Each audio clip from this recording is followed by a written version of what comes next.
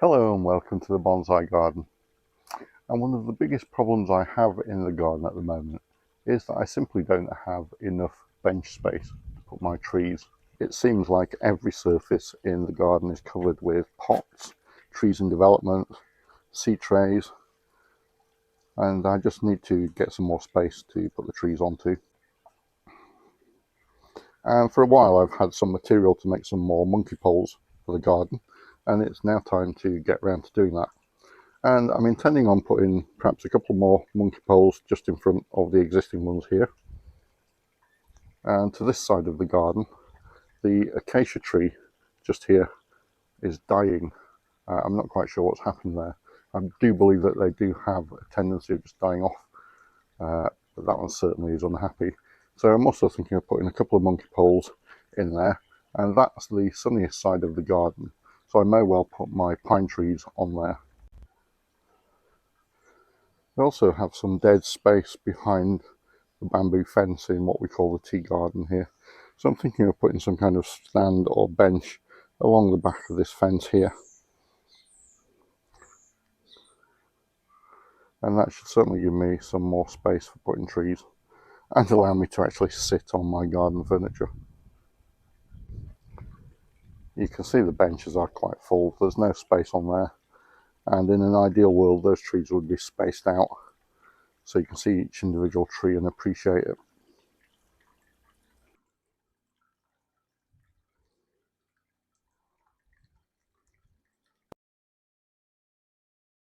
Monkey poles are a traditional and classic way of displaying bonsai trees. They look a little bit like bird tables in that they've got a flat top, and they allow for the bonsai trees to be lifted up to a more appropriate viewing angle and look quite attractive in the garden.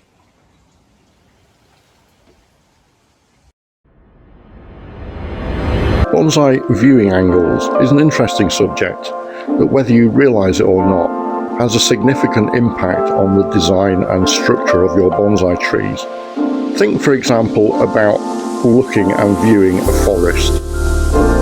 Typically, in order to see the structure of the forest and the grouping of the trees, you would have to be stood some distance away. The tree trunks will all look vertical and of a similar thickness. When you're viewing an individual tree, however, you're more likely to be at a lower angle looking upwards towards the crown of the tree. And because that crown of the tree is further away from you, it will seem smaller and the trunk will seem to recede and become thinner. And that's why we have this idea of taper in the trunk. And in bonsai, particularly with singular trees, we tend to create a more exaggerated taper to create a forced perspective. Sumo trees are an example where that forced perspective is taken to an extreme.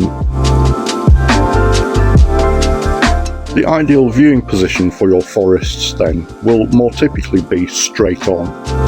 But for individual trees, the better viewing angle to give a sense of scale and size will be at a lower angle where the canopy tends to be above your viewing position. This is where monkey poles come in because they tend to lift the trees up to a more suitable viewing angle. There's nothing particularly clever or sophisticated about the design of my monkey poles. It's just literally a fence post upright, sank into the ground, a couple of lengths of deck board, and a couple of bracer beams underneath.